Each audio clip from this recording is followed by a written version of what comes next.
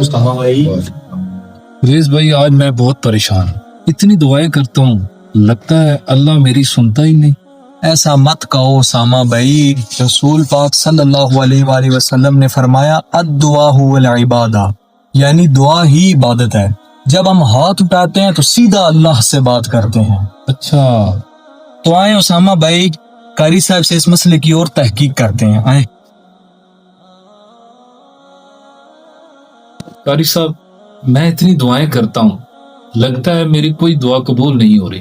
حدیث پاک کے اندر آتا ہے دعا تقدیر کو بدل دیتی ہے، اور دعا مصیبت کو بیان کر دیتی ہے اور فوراً قبول ہو جاتی ہے، اور دعا جو ہے نا یہ ذخیرہ آخرت بن جاتی ہے۔